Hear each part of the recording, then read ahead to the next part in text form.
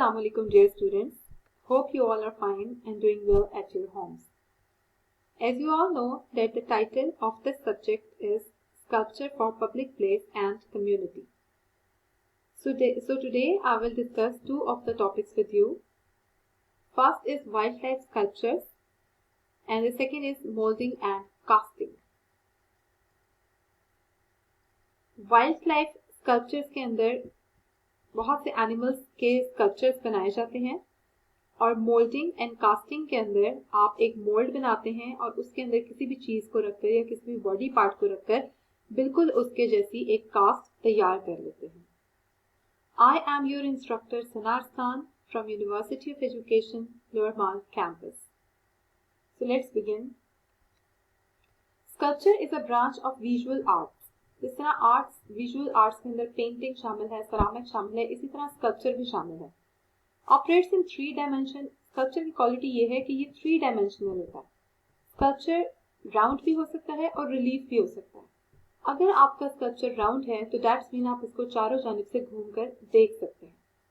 और अगर आपने कोई रिलीफ स्कल्पचर बनाया है तो इसका मतलब है कि वो एक साइड से किसी चीज के साथ जुड़ा होगा या बैक से किसी चीज के साथ जुड़ा हुआ होगा, तो उसको सिर्फ 3 जानिब से घूम के देखा जा सकता है.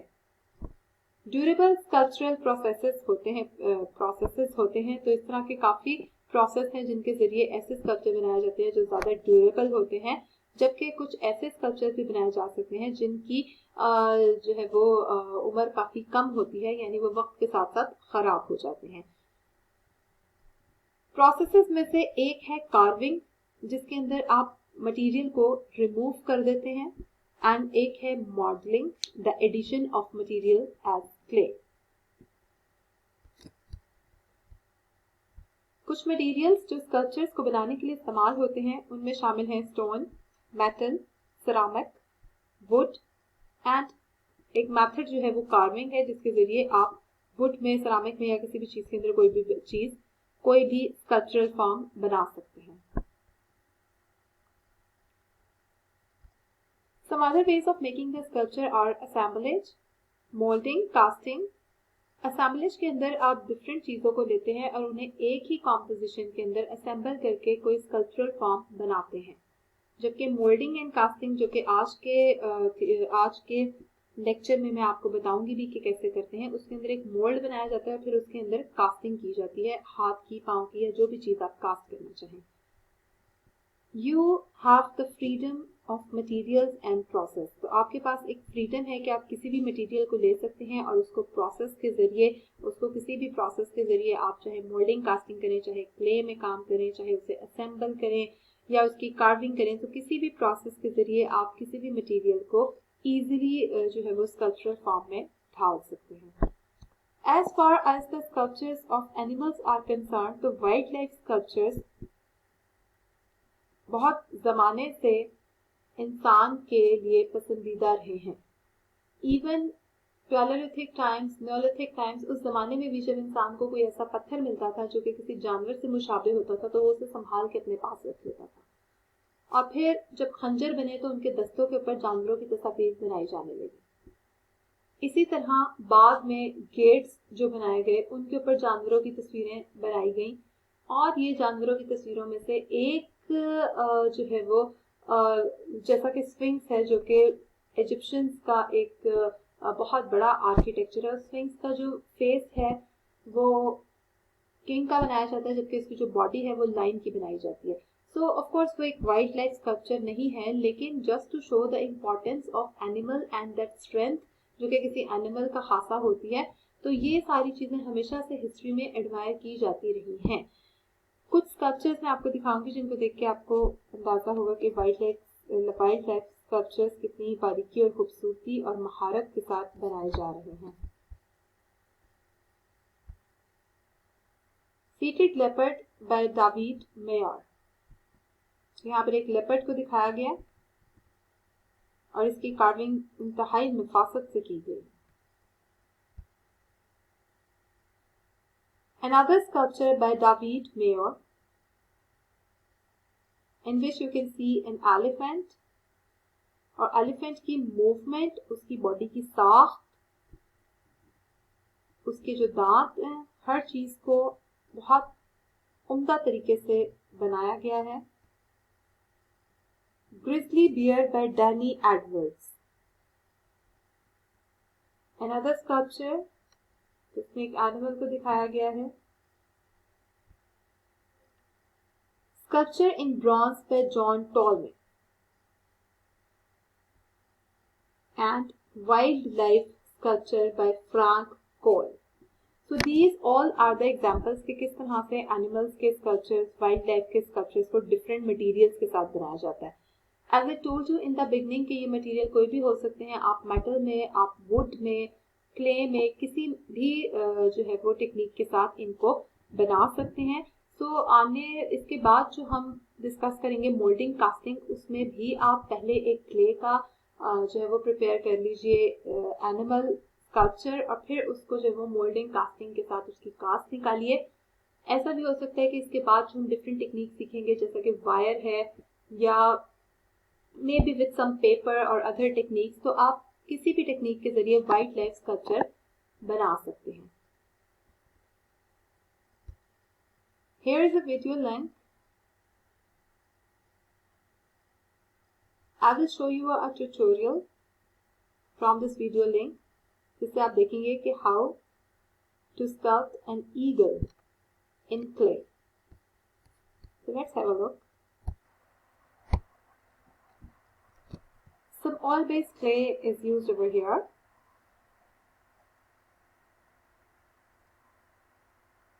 कोई भी एक कप ले लीजिए और उसके ऊपर आप अपनी क्ले लगाएं। उसके बाद उसको टूल के जरिए शेप देना शुरू करें। आप डिफरेंट टाइप ऑफ टूल्स को इस्तेमाल कर सकते हैं।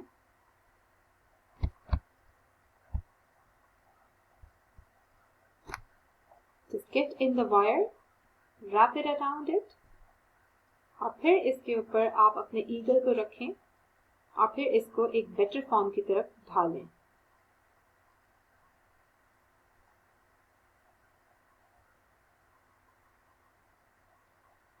यहाँ पर जो विंग्स हैं उनको अलग से तैयार करके इसके ऊपर लगाया गया है। क्ले में आपके पास ये एडवांटेज है कि आप इसको कहीं से भी कार्व भी कर सकते हैं और कहीं से भी दोबारा जो है वो पीसेस ऑफ क्ले इसके ऊपर लगा सकते हैं। आहिस्ता आहिस्ता इसको फॉर्म देने की कोशिश कीजिए और जो एक्स्ट्रा आपको लग रही है चीजें उसको निकाल दें। You can see another type of tool which is a spatula.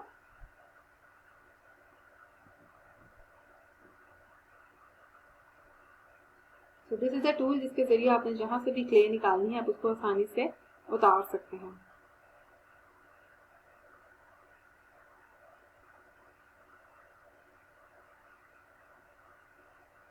तो अब यहाँ पर छोटे छोटे क्ले के पीसेस के साथ फेदर बाय फेदर जो है वो विंग्स को जोड़िए। एक दूसरे को ओवरलैप करते हुए इन विंग्स की शेप दीजिए। उसके बाद दूसरे विंग के ऊपर काम करना शुरू कीजिए। आपके विंग की शेप करेक्ट होनी चाहिए, उसके बाद ही आप फेदर्स के ऊपर काम शुरू करें।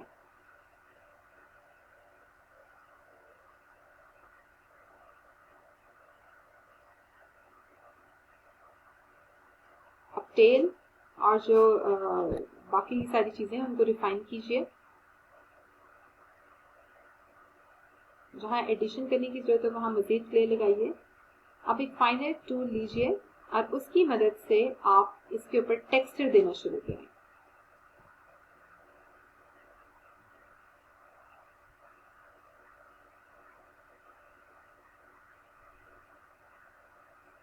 Clay is a very easy medium to use.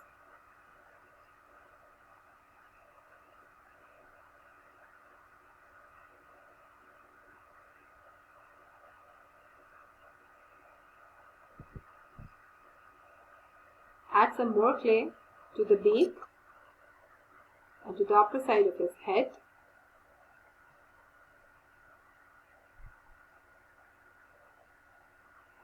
अब फेदर उसकी बॉडी के ऊपर भी बनाइए और उसकी आई की शेप भी दीजिए। जहां जहां टेक्सचर की जरूरत है उसको ज्यादा नेचुरलिस्टिक की तरफ ले जाने के लिए टेक्सचर ऐड करते जाइए। बीक की साइड पे यहाँ पर थोड़ा सा क्ले आप ऐड कर दीजिए।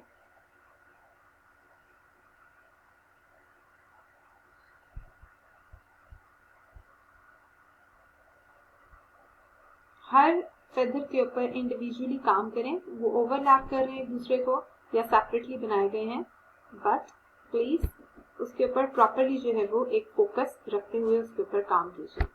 So this is a very easy way जिसके जरिए स्कल्पचरल फॉर्म में ईगल को बनाया जा सकता है। बस आपके पास टूल्स प्रॉपरली मौजूद होने चाहिए। यहाँ पे ऑलमोस्ट आई थिंक 4 टूल्स इस्तेमाल किए गए हैं जिनकी मदद से एक खूबसूरत सी फॉर्म बनाई गई है।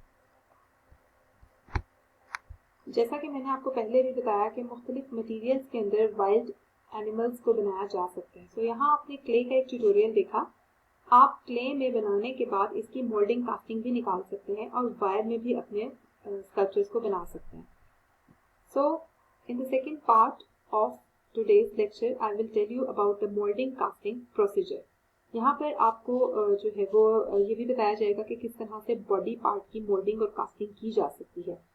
And after that we will work on a project which I will assign to you later on. So first you should decide what to replicate. तो जब भी आप अपनी मोल्डिंग कास्टिंग शुरू करेंगे तो इसमें सबसे इम्पोर्टेंट बात यह है कि आपने देखना है कि आप किस चीज़ को रेप्लिकेट करना चाहते हैं। आया आप किसी बॉडी पार्ट को डायरेक्टली रेप्लिकेट कर रहे हैं या फिर पहले आप उसको क्ले में बनाएंगे और फिर उसकी मोल्डिंग कास्टिंग करेंगे। सो चैलेंजिंग और सिंपल थिंग्स किसी भी तरह की चीज़ें इस्तेमाल की जा सकती हैं।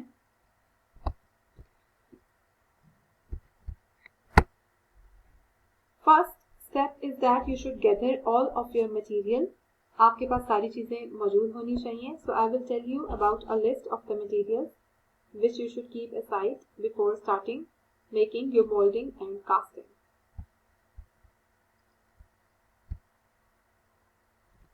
So that material consists of dermagel, at least 2 pounds or equivalent dental alginate, plaster at least 2 pounds, plastic container for placing body part inside, 2 plastic mixing bowls, preferably with measuring lines, might get ruined, तो अगर एक आपका खराब हो जाता है तो आप दूसरा इस्तेमाल कर सकें। Plastic cups for pouring materials, आपके पास प्लास्टिक के कप हो जिसके जरिए आप मटेरियल को पोर करें और उसको जो है वो किसी भी तरह से अगर मिक्सिंग की जरूरत हो तो उसके अंदर डाल के मिक्स भी कर सकें। Other material which is required includes duct tape, metal whisk, wooden mixing stick, gram scale and box cutter. Some other things which you may require are flathead screwdriver, कि शायद आपको flathead screwdriver की जरूरत पड़े, an old towel और एक assistant जो कि optional है but highly recommended, ताकि अगर आपको किसी जगह पे help की जरूरत हो तो that assistant can help you. Prepare your container for casting. Step number 2 is that you should prepare your container for casting. आपका कंटेनर जिस चीज़ की कास्टिंग करनी है उससे थोड़ा बड़ा होना चाहिए। मसला अगर आप एक फिंगर की कास्टिंग कर रहे हैं तो आपके लिए ये योगर्ट कप भी इनफ है, लेकिन अगर आप फुल आर्म की कास्टिंग कर रहे हैं तो उसके लिए आपको बड़ा कंटेनर या बकेट रिक्वायर्ड होगी। The process is find a container slightly bigger than the part or thing you are trying to cast.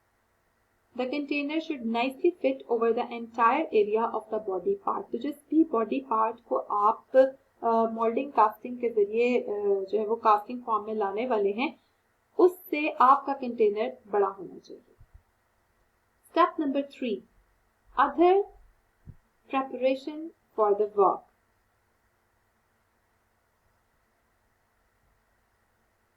These are the pictures of the things you should keep aside. This is the container, the plastic container. Coming towards the process, prepare dermagel mix. सबसे पहले आपने dermagel mix को prepare करना है with a ratio of 1.5 water to 1 of the alginate by volume. So volume का ख्याल रखते हुए आपने dermagel prepare करना है जिसमें 1.5 की रेशो वाटर की है और 1 रेशो alginate की है। pour the water first, इन दोनों में से आपने पहले वाटर को डालना है, उसके बाद उसमें एल्जिनेट डालना है और उसको प्रॉपरली बहुत अच्छे तरीके से मिक्स करना है। मिक्स करने के बाद आपने 2-3 दफ़ा अपने कंटेनर को शेक करना है ताकि अगर उसमें कोई बबल्स हैं तो वो निकल